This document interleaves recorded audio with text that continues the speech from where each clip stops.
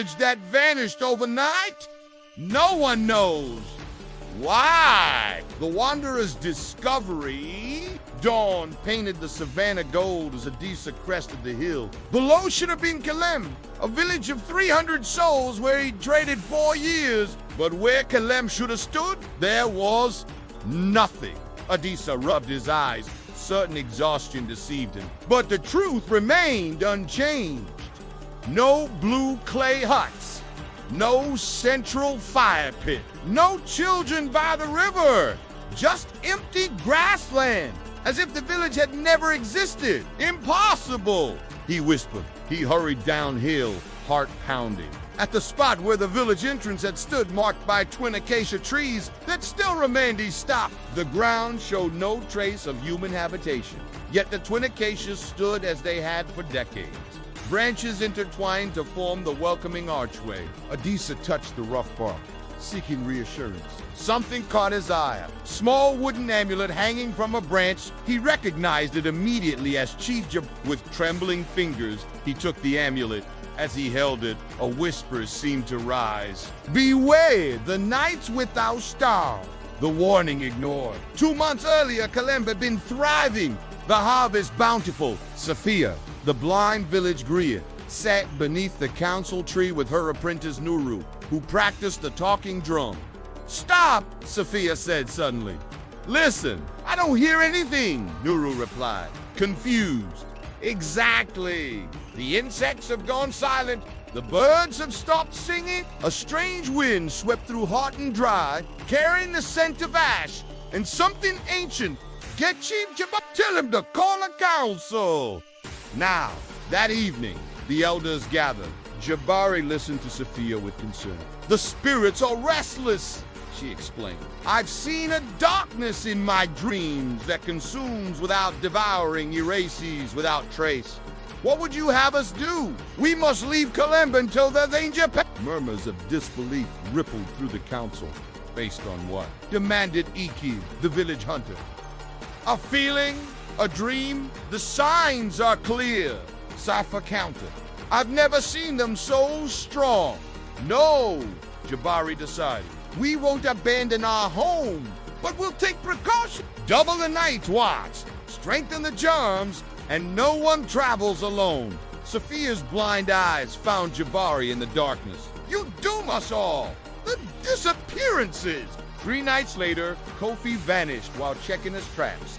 A search party found only his spear beside an unharmed hare in a trap. Of Kofi himself, no trace remained.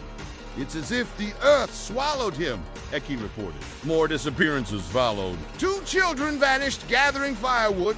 An elder went missing between his hut and the latrine. Fear gripped Kilembe. People traveled in groups, barred their doors at night, wore protective charms. After 3 days in trance, Sophia emerged hoarse from incantations. The darkness comes from beneath. She told Jabari, an ancient hunger awakened. It doesn't take Bodhi's it takes existence itself. What darkness? What hunger? The nothing, Sophia whispered. That which exists before creation and after destruction, the void that resents life and light. How do we fight it? We don't. We leave tonight. But Jabari hesitated, unwilling to abandon generations of history. 1 more night, he decided. We'll perform the great ritual of binding. Sophia shook her head. By dawn, it may be too late. The final night, as sunset painted the sky crimson, the village prepared. Every family contributed something valuable, placed in a circle around the central fire. Jabari stood at the center, ceremonial staff planted in the ground, his amulet gleaming against his chest. Around him the village gathered, chanting with Sophia as the talking drums beat. As night deepened, stars emerged and began to vanish one by one. Nuru noticed first. Elder Sophia, the stars are disappearing. The night without stars, Sophia breathed. It comes. A chill wind extinguished the central fire. In sudden darkness, a sound arose, not quite voice, not quite rumble, but something felt in bones rather than heard. Mind. It seemed to say, Mine to unmake. The ground beneath them changed, becoming less solid, less real. Jabari thrust his staff down, but it passed through as if into water. Run, Sophia cried, to the twin acacias beyond the village boundary. Panic erupted. People scrambled in darkness, calling for loved ones. Jabari helped the elders and children. Go, he commanded Sophia. Lead them to safety. Not without you. I must ensure everyone leaves. Go. As Sophia was led away, Jabari faced the center of the village where darkness grew deeper. More absolute spreading. He heard screams not of pain, but existential terror. The victims weren't being killed. They were being unmade. Jabari clutched his amulet. Ancestors, give me strength. The witness! Nuru ran, half carrying Elder Sophia toward the twin. Behind them, chaos faded not from distance, but because fewer people remained to make noise, they were among the last to reach the boundary. Ahead stood perhaps 50 villages beneath the acacia soul, few from hundreds. As they passed between the trees, Nuru felt a strange sensation like walking through water, though she remained dry. The boundary holds, Sophia murmured. The nothing cannot pass the guardian trees. Nuru looked back and froze. Where Kilembe stood was now spreading darkness, not absence of light, but absence of everything. A void that hurt the eyes. At its edge stood Chief Jabari's staff raised, amulet gleaming within a light pushing back the darkness. He's holding it back, Nuru whispered. He cannot hold forever, Sophia replied. The nothing is too powerful. They watched as Jabari removed his amulet and hung it on a branch. Then he turned to face the void again. What is he doing? Ensuring the amulet survives. It's our only hope of reclaiming what we've lost. Jabari raised both arms and began to chant something primal. The darkness hesitated, then surged forward, engulfing you. In a breath, it contracted, taking the last traces of... Where the village had stood was now only empty grassland under returned star. Sophia wept. Gone. All of it gone, but not forgotten, Nuru said. We survived. We remember. The aftermath. The survivors found shelter in neighboring villages, but their tales of a vanished village met disbelief and fear. They think we're cursed, Nuru observed to Sophia in the village of Muay. Will it come here too? Not yet, Sophia said. But someday, perhaps. The nothing is patient? How do we get our home back? We don't fight it directly. That's impossible. But we might bind it, contain it. Sophia wove a complex pattern. Jabari's amulet is key, made from guardian acacia wood. It exists in both our world and this spirit world. But the amulet is lost. Is it? The acacias still stand.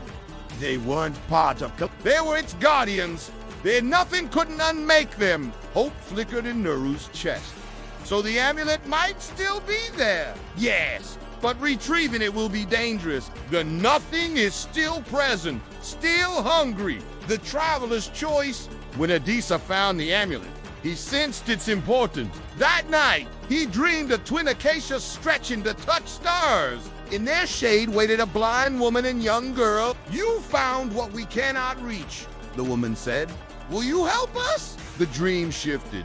Adisa saw Kilembe as it had been, vibrant alive. And below it, the same village trapped in endless void.